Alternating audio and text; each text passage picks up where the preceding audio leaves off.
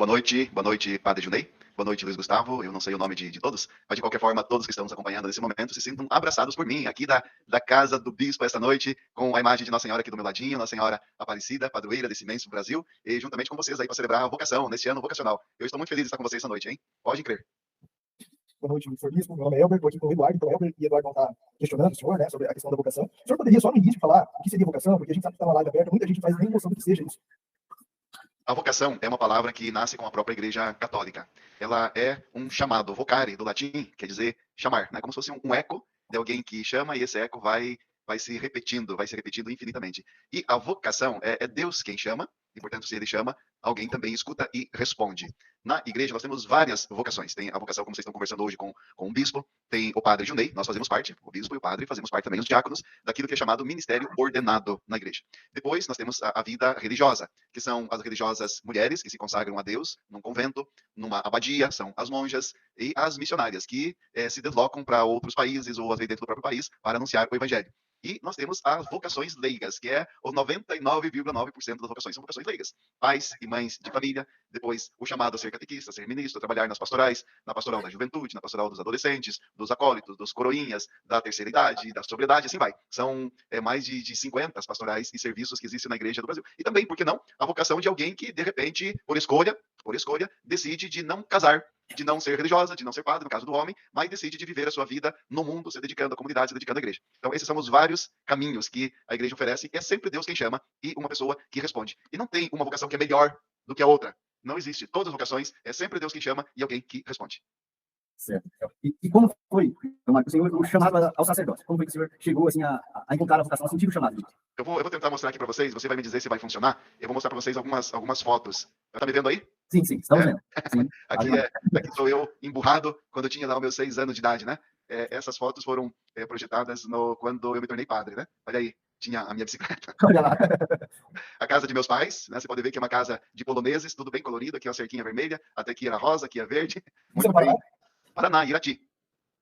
Ali perto de Guarapuava. Aqui, já eu na escola, quando comecei a estudar, e passavam, então, um grupo de fotógrafos em cada escola, fazendo as fotos. É uma das poucas fotos que eu tenho daquela época. Veja que o cabelo, assim, meio onduladinho. É o meu pai que cortava para nós, né? Vai fazer uma filinha para cortar o cabelo uma vez por mês. Olha aí de novo o cabelo, ó. Assim, essa franjinha. Aqui foi a minha primeira comunhão que eu fiz na igreja ucraniana. Lá na minha região, minha mãe era ucraniana, minha mãe e meu pai são falecidos. A mãe era ucraniana, eu aprendi a rezar em ucraniano, fiz a catequese e fiz a primeira comunhão na igreja ucraniana. Aqui olha, a única foto que eu tenho, rapaz, que pena, essa foto alguém que cortou, fez a foto muito mal. Mas é uma foto lá com meus 19 anos, quando entrei de 18 para 19 no seminário, e o padre aceitou levar comigo a moto, rapaz. Olha que beleza. Olha, depois eu posso até contar um pouco essa história, hein? Eu tinha essa moto no ano de 91, uma XLX 350 Cross. Rapaz, era uma moto. Tá vendo aqueles 3 degraus ali do seminário, né? Então, o padre reitor, ele deixou eu guardar a moto dentro do seminário, porque tinha bastante quartos vazios. Então, eu nunca empurrava a moto. Eu chegava ali, acelerava um pouco para cair lá dentro, né? Pulava. Rapaz, é velhos tempos, né? Aqui é a minha família, né? Então, de lá para cá, meu pai, falecido exatamente há 2 anos, ele faleceu no dia 4 de julho de 2021. A minha mãe, falecida em 2013. Depois os meus irmãos, e finalmente eu aqui, né? Somos em 6 filhos, né? Família grande. Aqui, já o meu primeiro ano de filosofia, que a gente começou lá em Ponta Grossa, né? Interessante que eu estava olhando aqui, desse grupo aqui, rapaz do céu, 3 já morreram, hein? O pessoal morre cedo, hein? A maioria deles estão bem gorduchinhos, então eu aqui, ó, não sei se estão vendo o mouse, né? Meio assustado ali, mas sou eu. Aqui uma outra foto ainda do nosso grupo de filosofia, com alguns monges estudando conosco, né? Olha aqui, o mesmo grupo. E aqui todos os seminaristas, né? Da Diocese de Ponta Grossa, na época, ano 91. Vou passar aqui umas fotos. Aqui, quando eu terminei a filosofia, eu pedi para o bispo para fazer um ano de aprofundamento assim, espiritual. E ele me mandou para Itália, rapaz. Então, olha, eu tô aqui. Esse que tá com a mão assim, perto do pescoço, aqui, com uma jaqueta, fazia um frio medonho. Nós estávamos em Assis. Esse do meu lado aqui é um de jaqueta vermelha, é um do Iraque, Halet, né? Aqui do meu lado está o Marek da Polônia, esse aqui é da República Tcheca, aquele da Venezuela, assim vai, tá? Um grupo muito bacana, que eu vivi um ano lá, olha aqui de novo, estamos em Assis, na região onde o São Francisco gostava aí, chamado Éremo, onde, olha aqui dá pra ver de novo. Eu espero que vocês estão vendo, porque eu aqui só vejo a tela do meu computador, eu não vejo que tá saindo lá, tá? Mas, estão vendo, daí ele está sentado ali no meio, sou eu, né? Essa região aqui é a região do Éremo, onde São Francisco gostava muito de ir. Depois onde eu estudei, 7 anos, na Universidade de Roma, aqui os meus colegas, alguns dos meus colegas, eu sou o primeiro ali à esquerda, a casa onde eu morei, os 6 anos, né? Aqui, quando eu terminei a minha tese, eu cheguei em casa e meus companheiros falaram, você passou na universidade, agora a gente vai te fazer perguntas aqui, vamos ver se você sabe responder. Rapaz, olha aí no final me deram o canudo, né? Como foi aprovado, né? Aqui na lavando louça, esse rapaz, hoje é padre Manuel, da ilha de Ischia, na Itália, uma ilha muito bonita. Aqui, estou passando bem rapidinho, depois eu entro em detalhes aqui. Aqui, quando eu fui pegar um retiro, na África, eu era seminarista, né? Estou segundo aqui, de baixo, abaixado, na Costa do Marfim, no ano 2001, uma semana antes do acidente das Torres Gêmeas, lá nos Estados Unidos. Eu estava na África, olha aí, eu no meio dos moreninhos, né? Muito bom, uma experiência de um mês lá. Aqui na Turquia, quando a gente fez uma outra viagem, e tivemos um encontro com o Papa dos Ortodoxos, o Bartolomeu I, que por sinal ainda hoje é o patriarca. Depois ele nos deu uma viagem na ilha do Monte Athos. Gente, que coisa mais linda. Ali são 22 mosteiros gigantescos, né? Monte Athos na Grécia, nós com uma mochila nas costas e caminhando dias e dias, fazendo uma romaria. Aqui, na virada do século, no ano 2000, nós passamos a virada no castelo de Filipe II na Alemanha. Meu Deus, que coisa mais linda, gente. Mas estava um frio, ó. Era inverno, né? Aqui a foto do castelo durante o verão. Aqui um outro encontro, que foi pegar um retiro na Bélgica. Olha só quanto que eu viajei, hein? Aqui com Dom Murilo, que era o bispo da época. Nós fomos para Lourdes, na França. Depois eu fiz um curso de inglês da Irlanda, ali conheci uma brasileira, já estava deixando tudo e abandonar a caminhada para o seminário. Olha só como são as coisas. Olha só. Depois posso contar essa história. Aqui a Catedral de São Patrick, da Irlanda. Aqui de novo a neve, nós gostamos muito de ir na neve, né? Esse que está ali em alto, ali no pescoço do Ludovic, da Eslováquia, sou eu, né? Num bonecão de neve, né? Aqui nós brincando na neve. Aqui um tempo que eu morei, um ano que eu morei em Florença, eu convivi, um período com monges budistas, gente. Que experiência. Que experiência. Esses dois monges eram da Tailândia. Que experiência impressionante, meu Deus. Aqui uma outra viagem que fizemos para a Turquia, na Águia Sofia, que está ali no fundo, aquela igreja que foi construída no século VI, portanto, 1.400 anos atrás, e a cúpula é do mesmo diâmetro da Basílica São Pedro, né? E não obstante todos os terremotos que houve, essa está em pé. E aqui é a Suíça, onde a gente fazia encontro todo ano. Tá, vamos lá, voltando aqui. Pois é, parar a apresentação. Isso. Veja só, assim vocês têm um pouquinho da minha família. Eu nunca pensava em ser padre. Eu já estava me encaminhando para casar, já tinha namorada, já estávamos pensando em noivar, né? Já estávamos me preparando para o noivado e, de repente, houve uma missão lá na comunidade. Foi no mês de março de 1987. Eu estava com 15 para 16 anos. E os missionários ficaram uma semana conosco na comunidade. Foi tão forte aquela experiência, mas tão forte, que eu tinha 15 anos, no final daqueles dias de missão, os missionários perguntaram assim: escuta, aqui na comunidade não tem ministro, precisamos de um ministro. E eu estava do lado da minha mãe e levantei a mão. A mãe puxou, mas o missionário já tinha visto a minha mão levantada, e aí me chamou lá na frente. Meu Deus, eu fui lá na frente, parecia uma multidão de pessoas, na verdade eram umas 30 pessoas, né? E ali eu dei o meu sim para ser ministro. Depois o padre, claro que o padre não aceitou, porque eu tinha 15 anos de idade, né? Mas me colocaram para ser catequista, e dali para frente, olha, um dia veio o padre e falou: olha, vai ter um encontro sobre vocação. Quer ir? Eu falei: eu vou, né? Fui nesse encontro, e ali escutei o testemunho de alguns seminaristas, e eu voltei assim, quer dizer, nem voltei. No final daquele encontro, o padre me chamou para conversar e falou: olha, o que você quer fazer da vida? Eu falei: eu quero ser padre. Falou: mas você tem uma moto. Eu falei: eu deixo a moto. Você tem a namorada, né? O padre sabia, estava bem por dentro, né? Está querendo casar. Eu falei: eu vou conversar com ela. Então, ali, isso foi no dia 15 de dezembro do ano 90, aí eu já estava com 18 anos, e eu voltei para casa assim, nossa, radiante, porque tinha descoberto a minha vocação. Conversei com a namorada, foi um pouco chato, né? Porque a coisa estava assim caminhando para o casamento, e de repente deixar tudo. Ela disse: você pode ir e eu te espero quando você voltar de lá. Mas não está esperando, né? Não está esperando, não, porque ela depois casou, né? Graças a Deus casou bem, né? E eu segui a minha caminhada, entrei naquele seminário que eu mostrei ali, depois fui para a Itália, voltei no ano 2001, trabalhei 2 anos em paróquia, depois da paróquia, eu estou fazendo grandes linhas, né? Cuidei de um padre doente, 2 anos, foi muito importante essa experiência para mim. Eu fiz o mestrado até lá na Itália, naquela universidade que apareceu a foto, e queria fazer o doutorado, mas o bispo da diocese de Ponta Grossa, ele não quis, porque não tinha nenhum padre na diocese com doutorado. Imagine um seminarista ter doutorado. Então ele me fez voltar, me forçou a voltar, eu queria ficar, ele falou, não, volte. Aí eu obedeci, evidentemente, e ele me colocou para cuidar de um padre, né? Um padre doente, que fiquei 2 anos, e ajudando numa paróquia. Daí fui ordenado padre, continuei na paróquia, fui para o seminário, fiquei 8 anos de reitor do seminário, trabalhando na coordenação de pastoral da diocese, dando aulas de teologia, e posteriormente eu fui chamado para trabalhar para os bispos em Curitiba. Lá fiquei 6 anos e meio, e de lá eu vim para Paranavaí. Então essa a trajetória.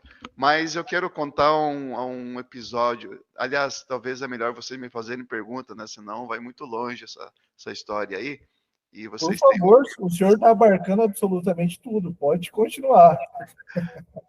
Então foi muito interessante porque, como eu falei, eu não esperava de ser padre. Eu estava me orientando para casar e a minha família estava dando suporte, tudo, e era a coisa mais normal do mundo, namorando. Foi um namoro muito bonito, aprendi muito, uma moça muito católica, e eu também muito de igreja, tudo. Nossa, gente, foi muito linda a experiência, tanto que hoje, para mim, foi importantíssimo ter vivido aquela experiência de namoro, senão eu não saberia o que é namoro, não saberia o que é a gente se apaixonar por uma pessoa, e eu vivi isso. Além de que, depois houve um outro momento, como eu falei, quando eu já estava lá na Irlanda, anos depois, né, quando eu já estava terminando todos os estudos, fazendo um curso de inglês, de repente me aparece uma brasileira também, que também estava fazendo o curso de inglês, me lembro até o nome dela, Adriana Ferrari, uma mineira, né? E a gente começou a conversar e tal, e nós éramos em 2 que fomos para lá, foi um venezuelano e eu. A gente ganhou o curso de inglês, 1 mês inteiro na Irlanda, imagina.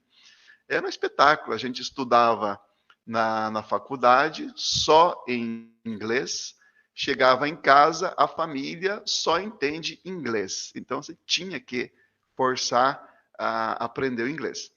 Aí, de repente, me encontro com essa brasileira, ela também estava estudando ali, ela começou a me mandar cartinhas e tal. Eu falei para o venezuelano, era meu amigo, falei, olha, tá, você me ajude aí, porque tá ficando complicada a coisa para mim, né?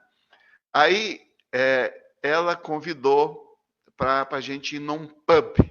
Na Irlanda, tem muitos pub. Pub é um bar muito grande, onde se bebe uma cerveja Kilkenny, cerveja própria da região, onde todos os jovens vão e onde tem música ao vivo, aquele do pessoal dos Skinhead e um monte de coisa, né?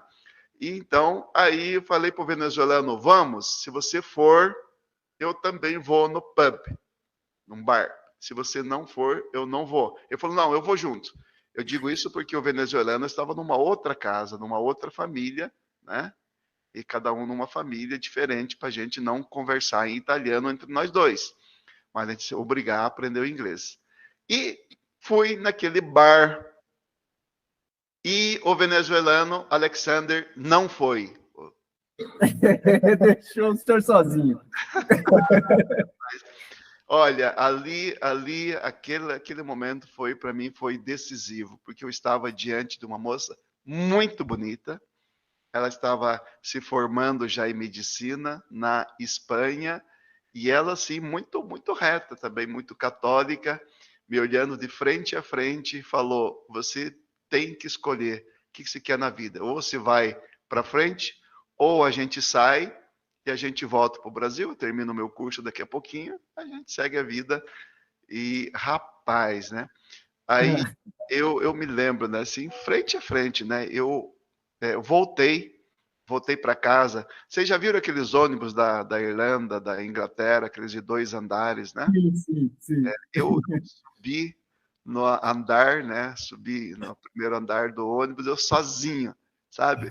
Daqui voltando, aquelas curvas que fazia, assim, me lembro até hoje, né?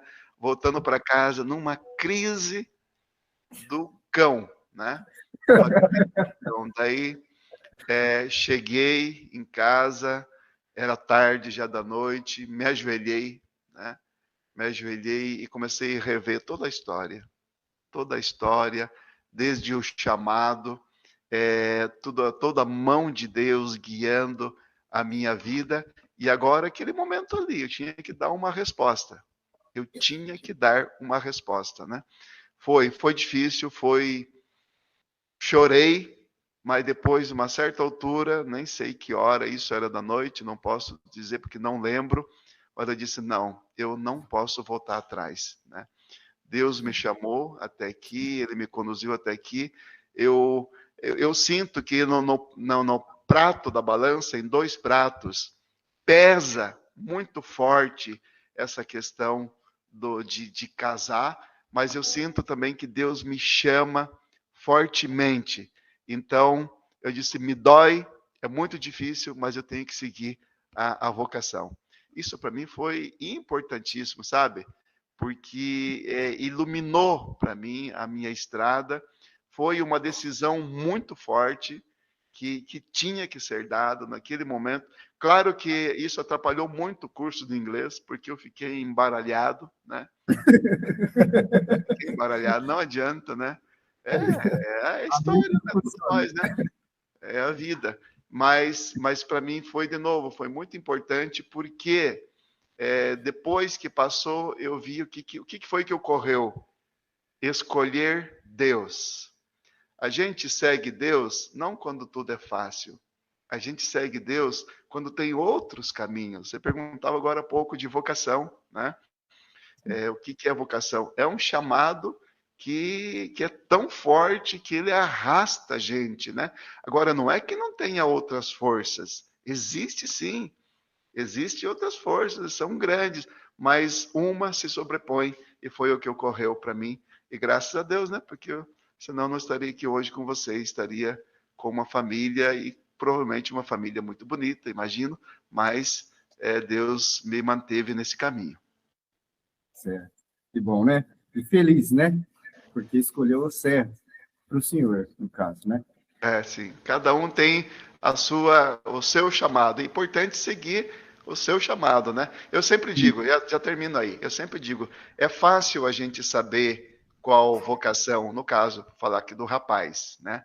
O rapaz, saber se ele é chamado para o casamento ou para ser padre. É muito fácil, é só a gente entrar numa igreja, aquela igreja que a gente sempre vai, sentar ali num banco quando não tem ninguém, a igreja vazia, fechar os olhos e se imaginar entrando como noivo na igreja, né? Pense uma música, né? Nupcial, aquele momento tão bonito, né? Entrando-se com um paletózinho e vai observando o que sente o coração. Depois, fecha essa cena, pense-se celebrando a missa, levantando a hóstia ali para o povo, né? Eis o meu corpo, né? Como diz Jesus. O que for mais forte para você, essa é a tua vocação. Eu não tenho dúvida disso. Para mim foi assim, por isso que eu digo, né? Para mim foi assim, por isso que eu digo. Tá bom? Devolvo a palavra aí. Ô, Mário, essa experiência do senhor aí com outras culturas ajudou o senhor a ser um sacerdote, a ser bispo, a compreender mais as coisas? Essa experiência com, por favor? Com várias culturas, o senhor viajou bastante, né? Conheceu bastante gente. E o que isso enriqueceu, né? A vida sacerdotal do senhor? Isso. Então, esses dias eu estava fazendo as contas, né? Gente, eu nunca tinha imaginado que eu sairia do Brasil. Tanto que quando o bispo me ofereceu a chance de ir para a Itália, meu Deus do céu, eu dei uns pulos de alegria, mas também, imagine entrar num avião só com a cara e a coragem, no ano 94, quando não existia internet, gente do céu. Eu cheguei na Itália para eu poder avisar a minha família que eu cheguei e demorei uma semana para conseguir trocar o dinheiro, um frio do cão. Eu fui com roupa, que as roupas, tenho até vergonha, as minhas roupas, né, de frio, não tinha condição nenhuma de enfrentar o frio de lá. Então, depois então eu fui para ficar um ano, mas a experiência foi tão boa que me ofereceram a possibilidade de continuar estudando lá. E o bispo permitiu. Então, eu continuei estudando. Eu fui para ficar 1 ano, fiquei 7, né? Tem toda uma história aí com a família também nesse meio tempo.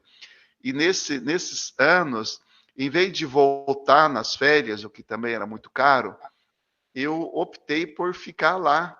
Então, eu me inscrevi para ser um seminarista que estava disponível para pregar retiro, para fazer encontros. Então, isso me possibilitou eu viajar por 30 países, né? Como seminarista, né? Claro, agora eu estou contando 30 também com alguns países que foi depois de padre. Mas lá na época, foram mais de 20 países que eu viajei. Então, eu passei apertos. Eu me vi louco, né? Com línguas diferentes, quando você não tinha tradução. Hoje tem tudo no celular, se traduz. A gente andava com um dicionário, aqueles de bolso, né? Para ir aprendendo as coisas, né? Então, isso tudo foi uma riqueza tão grande, conhecer países, conhecer pessoas diferentes. Hoje, quando eu falo em Síria, para mim, Síria não é um país, são pessoas. Eu tenho amigos na Síria, né? Eu tenho amigos no Paquistão, eu tenho amigos na Bélgica, mais amigos, assim, sabe? Eu tenho amigo da Venezuela, esses dias liguei para né, um venezuelano, né? Então, quando alguém fala da Venezuela, tá assim, não sei o quê, eu ligo lá, digo, escuta, tá assim mesmo. Você conversa direto com pessoas que estão ali. Eu tenho amigo no Burundi, tenho amigo na Uganda, meu Deus, é muito legal isso. Na Índia, né? Então, isso propiciou, né? Outra coisa, você imagina estudar naquela faculdade ali, na Gregoriana. Um dia nós contamos na sala de aula, porque lá as salas de aula são diferentes, lá não tem chamada. Na Itália, ninguém faz chamada. É o aluno que se interessa de ir para a aula ou não, né? Então, tem as salas de aula que são estilo teatro, e eu me lembro, né, que tinha com alguns professores bons que dava até 200 alunos na sala de aula. E um dia nós contamos, no intervalo, quantos países estavam ali dentro. E tinha, numa sala de aula, seminarista e também estudante de 54 países, né? Rapaz, isso é uma riqueza, né? Uma riqueza tão grande que hoje eu vejo, né? Quanto que me enriquece como padre, como bispo, porque eu estou falando, né? O que significa conhecer a Terra Santa? A gente está explicando o Evangelho, mas eu tenho como pano de fundo os lugares da Terra Santa, né? Por onde a gente passou, a gente conhece, pôde visitar, né? Então, isso tudo é uma riqueza que ajuda muito no exercício do ministério, sem dúvida. Dom Mário, o senhor falou, aí contou para nós o processo todo, né? Desde quando o senhor foi chamado até chegar a bispo. Mas como que foi ali o processo para o senhor se tornar bispo? Passando de padre para bispo. Como que foi esse... Isso. Essa é uma pergunta muito importante, porque normalmente a gente estuda para ser padre. Ninguém estuda para ser bispo, né? E, de fato é assim, a gente estuda, vai fazendo o propedêutico, depois 3 anos de filosofia, 4 de teologia, tem 1 ano de pastoral e é ordenado diácono e, na sequência, ordenado padre. Eu, então, quando fui ordenado padre, trabalhei na paróquia por um período e o bispo depois me enviou para o seminário. Eu era sozinho, era muito novo, imagine já com 19 seminaristas na filosofia. Foi um período muito exigente para mim. Também porque eu fazia outras coisas. Como eu disse, eu dava aula, tinha programa no rádio, também coordenava pastoral na Diocese de Ponta Grossa, era coordenador dos presbíteros na Diocese.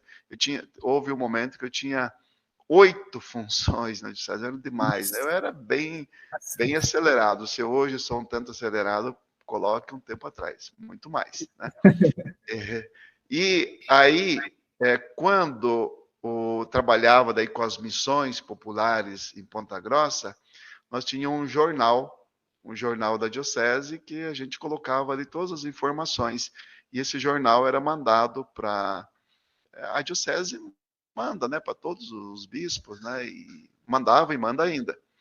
E assim, por esse jornal, os bispos do Paraná acabaram me conhecendo.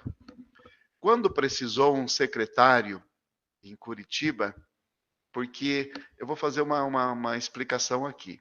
Quando tem alguma coisa para resolver em nível de paróquia, quem que resolve? Aí é o padre Gilney. Certo. Quando tem assunto que envolve a diocese, ela cai para o bispo. E quando é um assunto de todo o Paraná, como é que se faz? Eis a questão. Então, existe um prédio ali em Curitiba, um predinho de 5 andares, onde mora um padre, secretário, executivo, e existe uma presidência dos bispos que se reúne constantemente e resolve os problemas em nível estadual. E eu fui chamado para ser secretário nesta sede, ali em Curitiba. Então, eu estava lá, trabalhando, fazendo os livrinhos de novena de Natal, o livrinho de Via Sacra, abrimos a missão na África, naqueles anos, no país da Guiné-Bissau, e estava lá, né, trabalhando de boa. Eu sei que alguns bispos vinham cochichando, né, que poderia ser que eu seria chamado para ser bispo, mas é igual o Padre Gilney aí, né? A gente está aí, né, Padre Gilney? Quando que a gente vai saber, né? Você nunca sabe, né? Nunca sabe. E aí, no dia 27 de março de 2018, eu estava no escritório, lá nessa sede, em Curitiba. Eu tinha deixado o celular no escritório e fui almoçar, junto com todos os funcionários. Eram 8 funcionários ali, nós almoçando, deixei o celular no escritório. Depois do almoço, no horário do trabalho, subi para o escritório e vi que tinha 8 ligações de Brasília, 61. Eu logo pensei, né? Até falei para a Karina, que é a jornalista, que trabalha ainda hoje lá eu falei, ó, provavelmente alguém de um presídio está tentando me dar um golpe aí, né? Oh, meu Deus. E nisso, e até mostrei para ela, digo, ó, todas as ligações aqui. Nisso tocou de novo. Tocou de novo, eu atendi. Daí a pessoa falou, né? O senhor está num lugar reservado, ou se não estiver, vá. Eu falei, eu já chego, estou indo para o meu escritório. Eu fui para o meu escritório, fechei a porta e era da Anunciatura Apostólica. A Anunciatura Apostólica é aquela sede do representante do Papa no Brasil, né? O Núncio Apostólico é o representante do Papa no Brasil, é o embaixador, por assim dizer, né, da Santa Sé aqui no Brasil. Ele que estava ligando, e ele, quando me apresentou, ele perguntou, é o Padre Mário Spack? Falei, sim, sou eu. Ele foi direto no assunto, né? Eu estou ligando para o senhor para comunicar que o Papa Francisco o nomeou bispo de Paranavaí. Me lembro até hoje. Ele é italiano, né? Não fala bem o português. Bispo de Paranavaí. O senhor aceita? Assim? Tudo essa ligação até esse momento não tinha dado mais que 20 segundos. Você imagine o que roda, né, na cabeça da gente. Agora, pare aí a ligação, né, e eu vou contar um episódio, né? Eu sempre tinha pregado em toda parte nas minhas palestras e pregações, eu sempre tinha dito que eu gostava demais daquele episódio de Nossa Senhora, que ela está na sua casa, ela está no seu trabalho e vem o anjo. ela não estava esperando o anjo. O anjo chega de improviso, dá uma saudação para ela e diz: você foi escolhida para ser a mãe do Salvador. Mas Maria estava prometida em casamento, quer dizer, era noiva, prometida em casamento, com todo um rumo de vida pela frente, e o anjo chega, né, trazendo uma história de séculos que a humanidade estava esperando.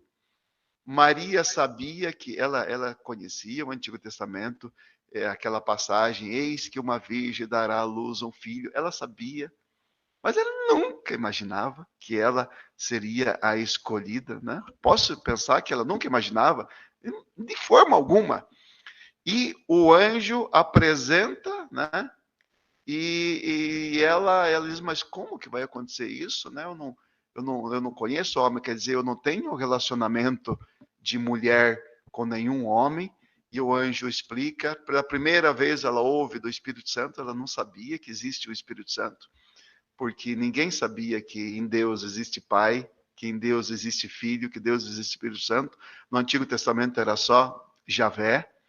Pela primeira vez ela ouve falar do Espírito Santo, quer dizer, o anjo não conseguiu explicar, e ela, sem entender nada, ela diz, olha, ela podia, eu sempre tinha pregado isso, me lembro, ela podia ter dito para o anjo, escuta, você pode voltar aqui daqui uma semana, deixa eu conversar com o José, até seria algo muito normal. Deixa eu conversar com o José, que eu estou prometido em casamento. Deixa eu conversar com meus pais, com Joaquim e Ana. Não. Quando ela sente que vem de Deus, ela diz, eis aqui, faça-se conforme o Senhor decidiu. E naquele exato momento, o menino Jesus começa com as primeiras células viver dentro dela. Eu sempre tinha pregado isso. Quando chega o telefonema, o Papa Francisco nomeou para bispo de Paranavaí, o senhor aceita? Olha, o nosso cérebro é instantâneo, né? É instantâneo, me trouxe toda essa história. Como é que você vai dizer não? Como, né? Como é que você vai dizer, escuta, pode ser daqui a pouco, né? Então, eu falei, olha, eu estou nas mãos de Deus. Eu tenho muito medo. Eu estava organizando uma grande ação das vocações, olha aí, em âmbito nacional, que tinha sido uma ideia minha, essa da ideia das cada comunidade uma nova vocação, uma inspiração. E eu estava organizando, estava espalhando por todas as dioceses. Eu falei para ele, isso aqui vai, se eu for para Paranavaí, vai atrapalhar, porque numa diocese eu não vou conseguir dar conta. Ele falou, não, isso aí você não se preocupe, você coloque na mão de Deus e vai. Eu falei, então, conte comigo. Ele falou, posso responder para o Papa? Sim, pode. Então você vai pegar agora um papel, você vai escrever de próprio punho, eu aceito, e vai aceito o serviço Paranavaí, vai assinar e vai me mandar por fax. Imagina, nem tinha fax, amor de Deus, né? Aí saí na cata ali da cidade um fax e falou, ainda hoje, olha o problema, né? Ele falou, ainda hoje, isso aqui era meio-dia e pouquinho, né? Depois que eu voltei do almoço. Ele falou, ainda hoje eu preciso com urgência uma foto sua, vestido com klezmer, de padre, uma foto oficial. Faça num estúdio. Aí eu procurei na internet, né? Algum estúdio de fotografia em Curitiba. Outra coisa, ele já marcou a data. Isso era dia 27 de março de 2018. Fomos vendo, porque as publicações de bispo no Brasil é sempre quarta-feira, né? Então fomos vendo, essa quarta não dá, aquela não dá, tinha a Páscoa no meio, tinha a Assembleia dos Bispos, ficou para o dia 25 de abril, a publicação. Ele falou, até ali, nem teu pai, nem tua mãe, nem teu diretor espiritual, ninguém absolutamente pode saber. É só você e Deus. Né? Aí, beleza, né? Aí eu saio, né, desse telefonema, acho que eu estava vermelho, né? Encontrei aquela jornalista, ela falou, o que aconteceu? Eu falei, não, é o pessoal aí ligando, né?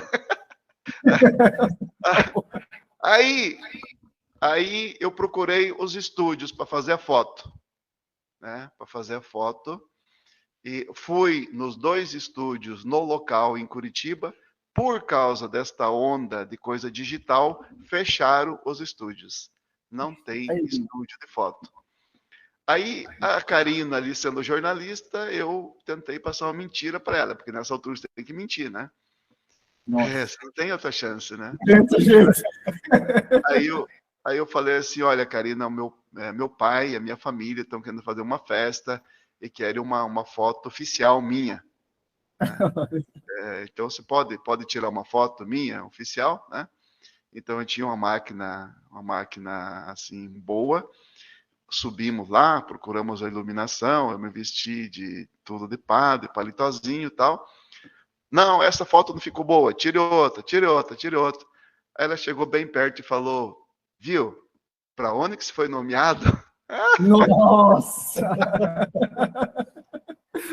Rapaz, eu tinha que ficar o mês inteiro de sem ninguém saber, não passou nem o primeiro dia, já era desconfiou.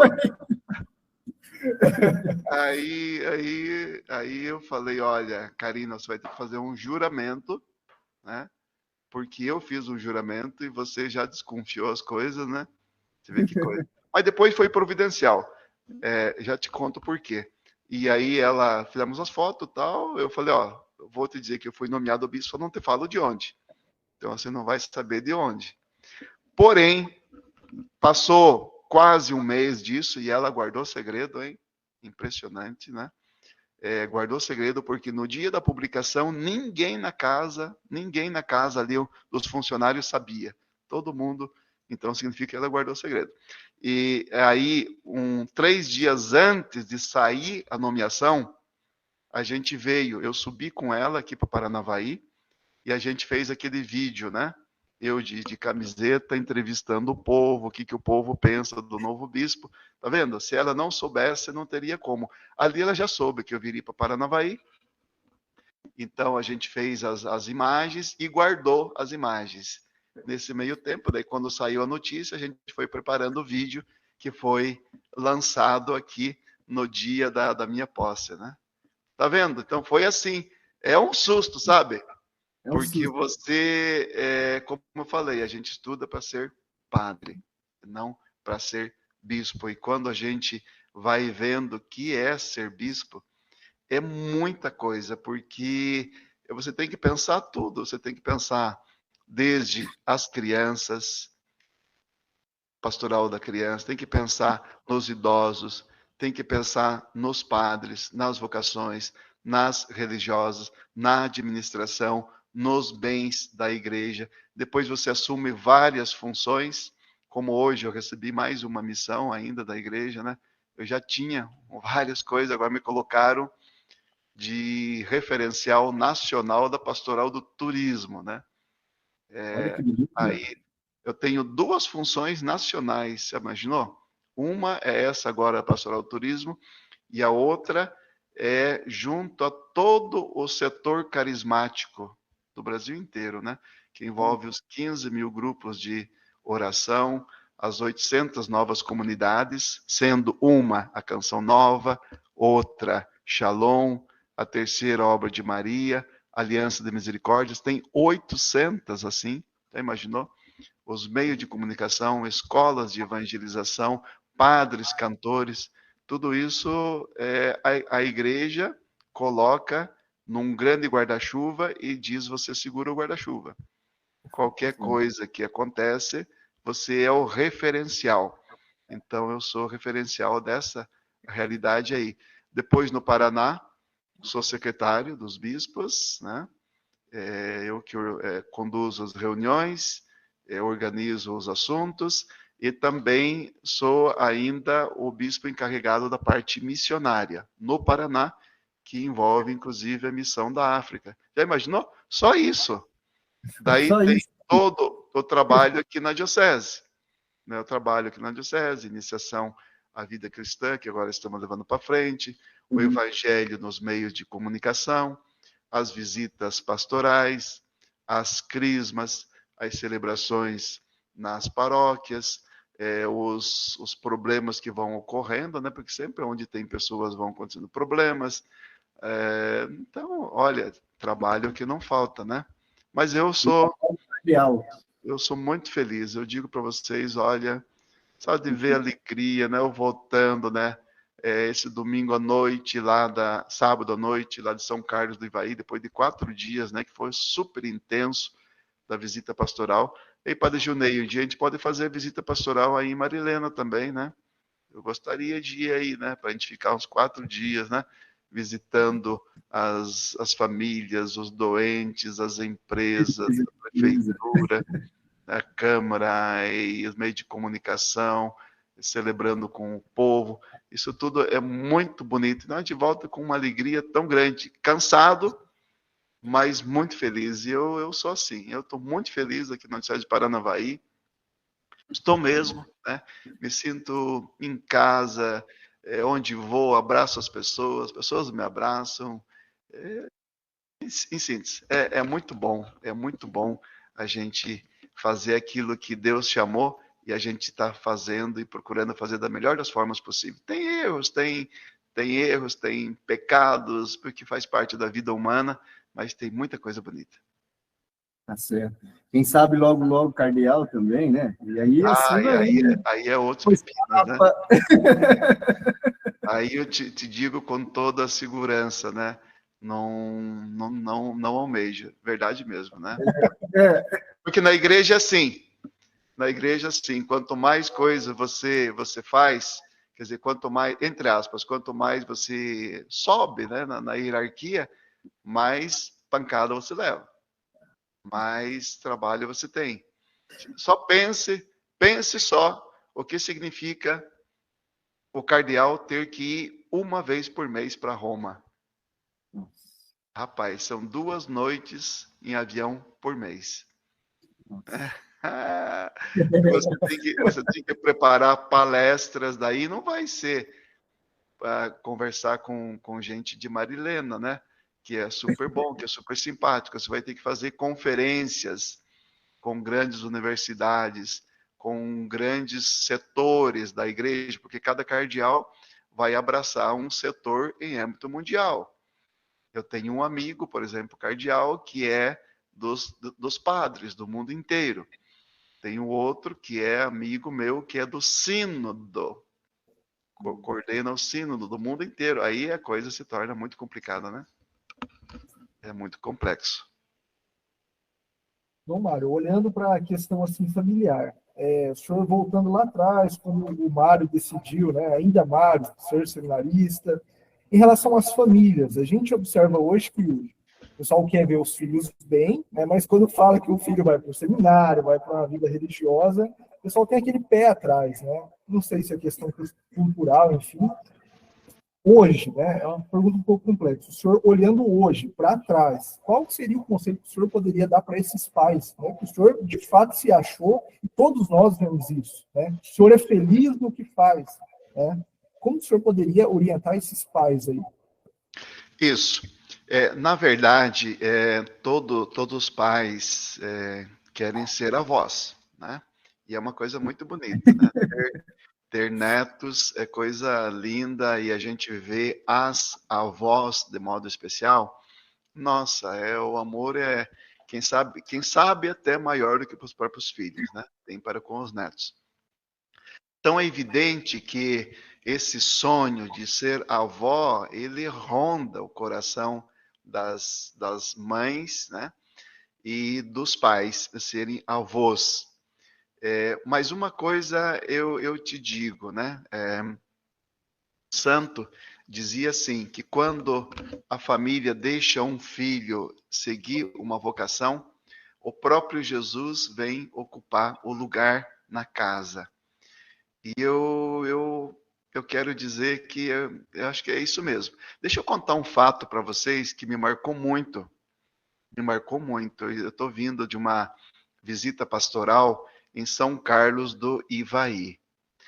E eu fui celebrar numa comunidade na sexta-feira à noite. Depois da missa, me convidaram para jantar numa casa. Eu fui jantar e cheguei lá, estava a mãe, o pai e uma moça. Eu imaginei que a moça era filha. E não é. O que ocorreu? Esse casal tinha um filho, José Marcos. Esse rapaz com 22 anos casou com essa moça, parece que é Eliana o nome dela. E os dois casados, um casalzinho novo, morando junto ali com os pais. E ela veio morar junto com a família do marido. Só que esse rapaz, recém-casado, ele teve um acidente no trabalho e morreu na hora. Morreu. Aí ficou essa moça ali na casa do sogro e da sogra. Vocês acreditam que ela perguntou: vocês me aceitam? Vocês me deixam eu ficar aqui com vocês? E o casal acolheu ela como uma filha. E já faz parece que 8, 9 meses que isso ocorreu. E um amor, uma alegria. Rapaz, eu disse, olha, aqui embaralhou o relacionamento entre sogra e nora. Para mim, eu nunca vi uma coisa desse jeito.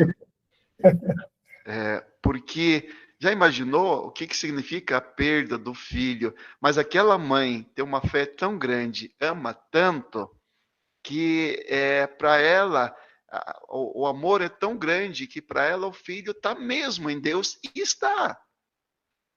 E aquela ali é filha. Gente, é muito bonito isso. Então, existem coisas que a gente não explica. A vocação é uma das coisas que a gente não explica. Quando um filho sente um chamado, ele vai e ele segue. E olha, que tem casos também que sente o chamado e a família não deixa ir. A gente sabe disso.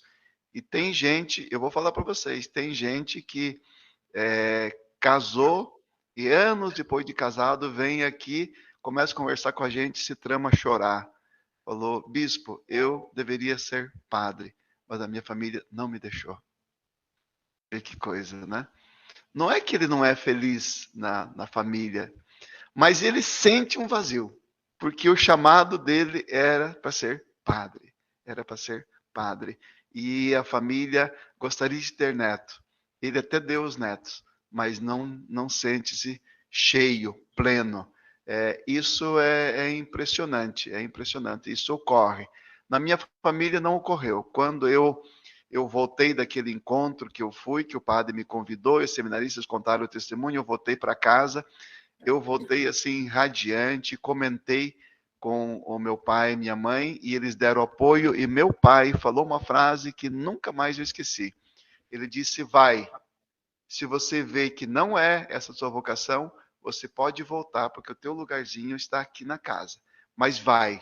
Nossa, isso foi tão bom, rapaz. Foi tão bom ouvir isso, porque eu tinha liberdade.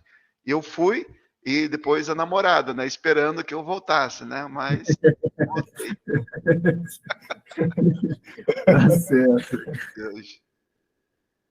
Dom Mário, e assim, como que é o dia a dia do bispo?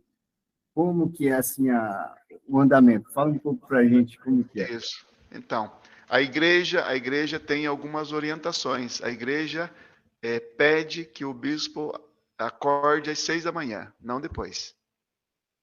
Interessante, né?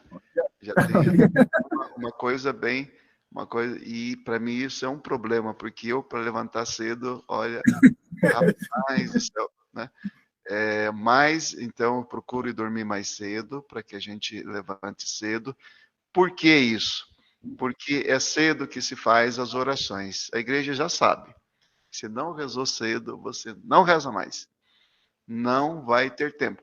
Não é que você vai ter a missa, claro, todo dia tem missa, né?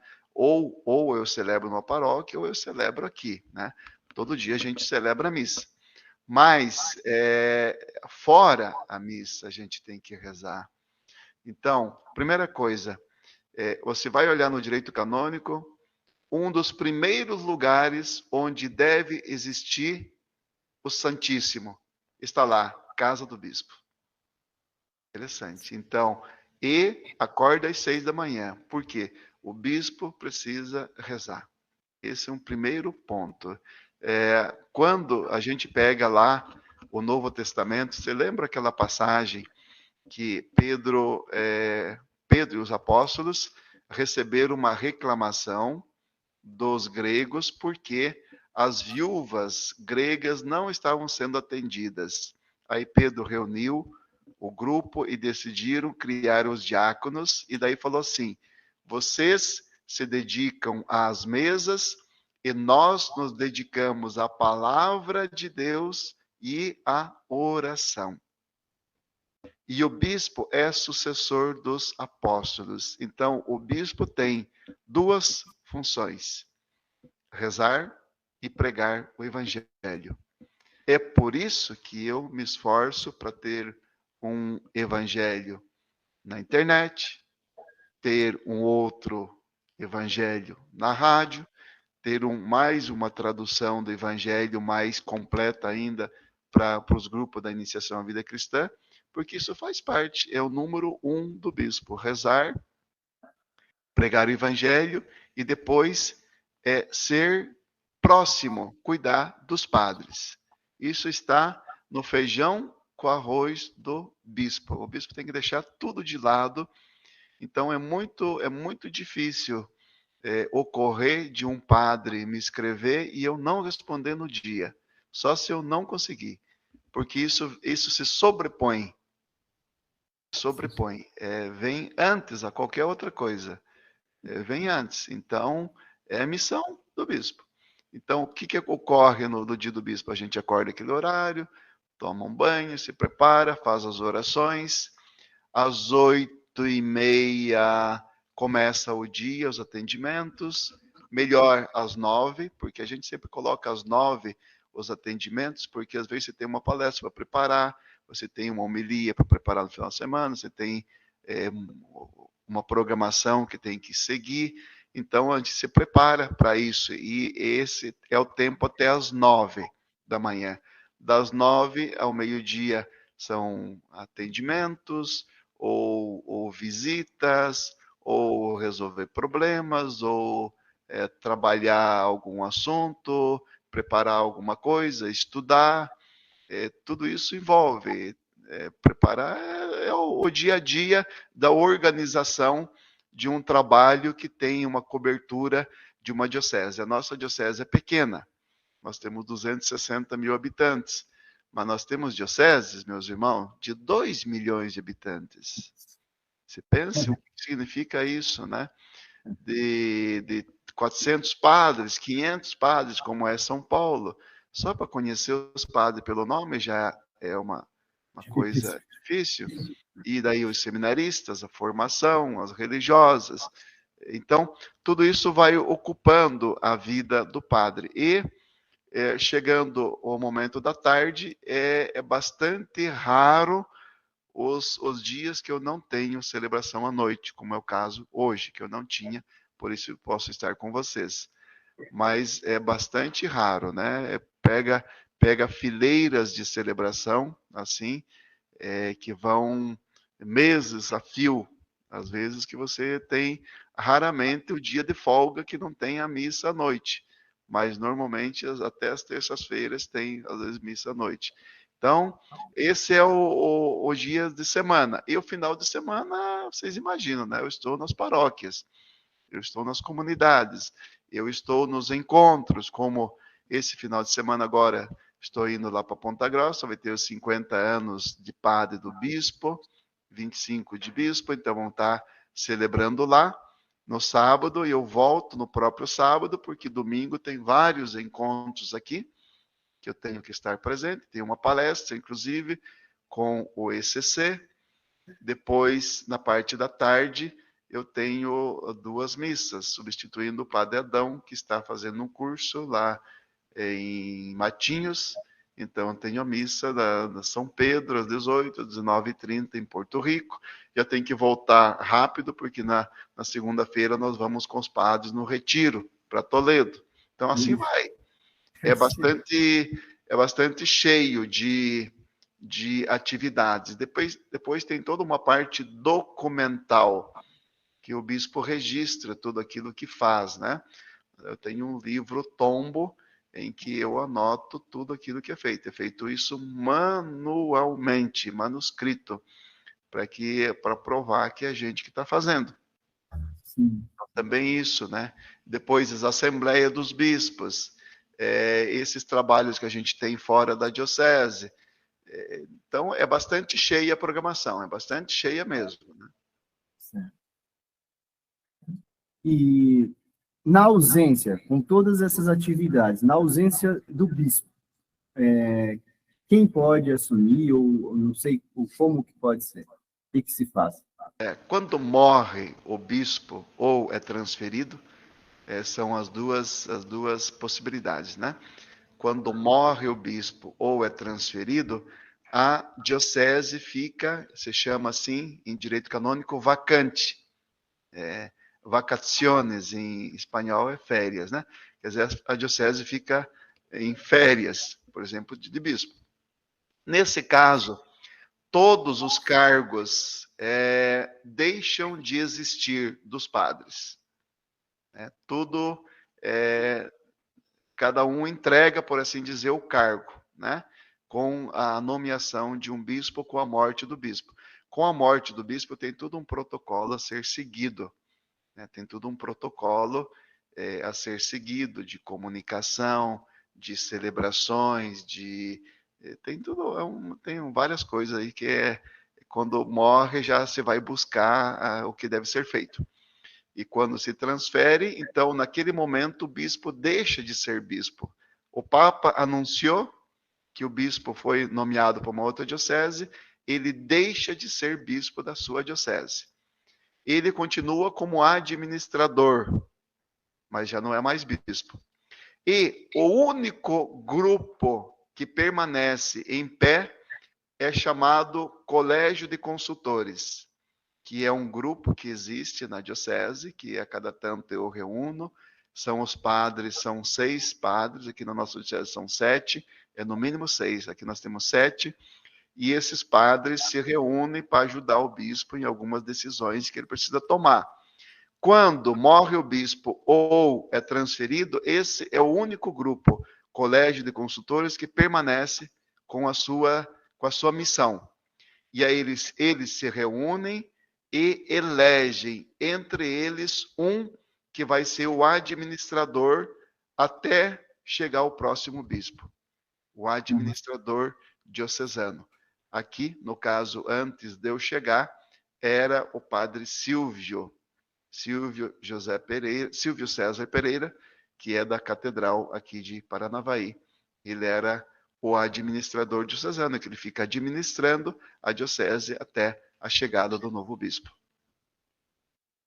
Então, quando o Papa nomeia, quando sai a notícia oficial, sempre sai, no caso do Brasil, sempre sai na quarta-feira, às horas 12, lá do Vaticano. Quando é publicado, sai a notícia. Nesse momento, ele deixa de ser administrador diocesano e o bispo já entra como administrador até tomar posse. Aí sim, ele vai ser o bispo diocesano. O Marinho, um jovem aqui da nossa diocese que, assistindo, né, essa entrevista, queira entrar no seminário, como que vai ser a vida dele daqui para frente? Como que ele vai, olha, eu quero ser seminarista, o que ele tem que fazer, o que ele tem que buscar, qual os trâmites, né, por qual faculdade ele vai passar, todas essas coisas. Primeira coisa, ele vai conversar com o padre Gilney, né? É muito importante que todo seminarista esteja vinculado à sua paróquia de origem. Ninguém de nós está assim dependurado numa corda, né? A ideia não é muito boa, né? A imagem, né? Pendurado numa corda, né? Mas ninguém de nós está no ar, né? Todos nós moramos num território que pertence a alguma paróquia. O mundo inteiro é dividido em paróquias, né? Para nós, na Igreja Católica. Então, estará em qualquer território, fará parte de uma paróquia, vai conversar com o pároco. Essa primeira conversa é muito boa, porque o padre vai conhecer a pessoa, vai acompanhando, e o próprio padre mesmo vai já direcionando para os encontros vocacionais, como ocorreu lá no meu caso, né? Lembro? O padre veio, tal, convidou, tal, e depois eu fui. E assim, esse primeiro passo é muito importante, porque o vínculo do jovem com o padre, com o pároco, é um vínculo essencial na vocação. Meu Deus, é muito importante. É muito importante. Então, é por isso que a igreja pede, não entre em contato direto, entre em contato com o padre. E depois o padre vai conduzindo, vai ajudando a dar os passos que precisa na sequência. Perfeito. A entrevista do senhor foi excelente, né? Trouxe para a gente inspiração para todos nós, até nós que não temos essa, pela, o chamado, né, a ser padre, enfim, ao casamento, mas isso trouxe inspiração para nós também, né? O senhor, de fato, foi uma pessoa que sempre fez tudo com muita excelência, né, e com muito amor. Isso nos inspira, né? E a gente queria que o senhor, de uma maneira geral, a todas as vocações, né, falasse alguma coisa, né, para a gente finalizar, que o tempo do senhor é precioso, e gostaríamos de agradecer imensamente, né, em nome do Padre Junei, da comunidade Nossa Senhora das Graças. Aqui a gente tem um pessoal aqui atrás, mais de 300 pessoas assistindo o senhor também. Eita, um abraço aí para cada um, hein? Uhum. E o senhor pode dar, então, finalizar aí, dar essa palavra final para todos que nos ouvem. Isso. Quando a gente fala em vocação, a gente tem que ter presente o seguinte: todas as vocações são importantes do mesmo modo. Um tempo atrás, tinha um padre lá em Ponta Grossa que ele dizia assim: venha ser padre, porque sendo padre o céu está garantido, dizia ele. Eu não falo isso, né? Eu acho que não é ser padre que garante o céu, não. É a nossa fidelidade. Isso sim, né? E a fidelidade, ela está no ser padre, ela está no ser marido, ela está mesmo em alguém que não escolhe nenhuma vocação e quer seguir na sua vida trabalhando sem se comprometer num casamento e sem seguir uma vocação. Tá bom, tudo é importante. Não existe uma estrada melhor. Importante ter Deus, seguir Deus.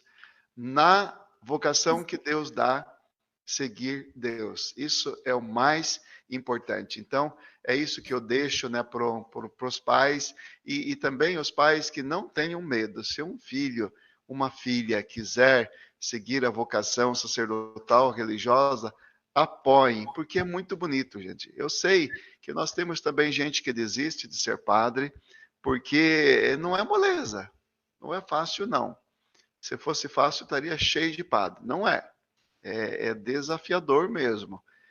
A vida. Mas, aliás, e o casal, não é?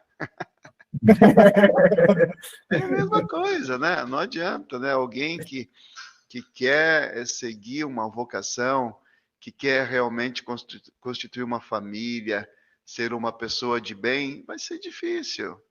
Não tem nada dado pronto, né?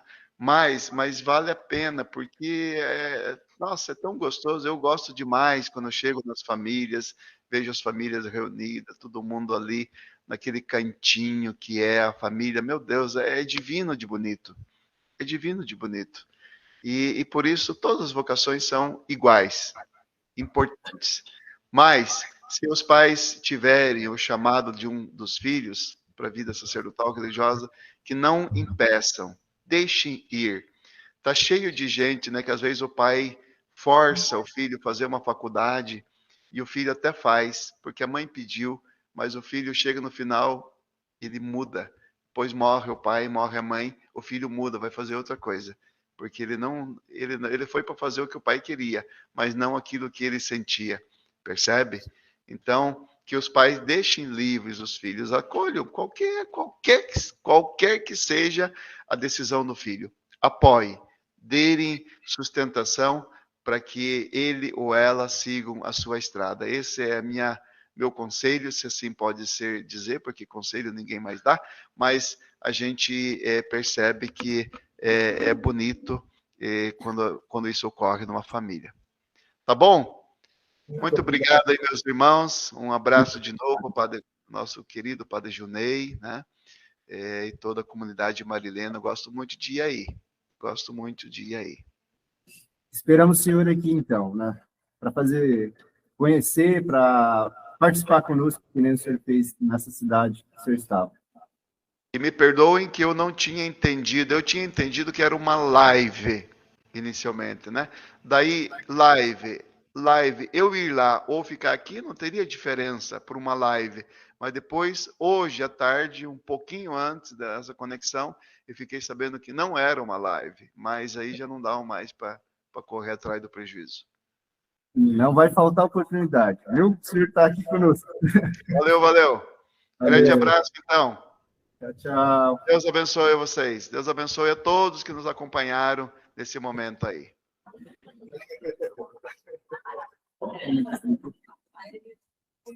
Até mais, então, hein? Até mais. Tchau. Tchau.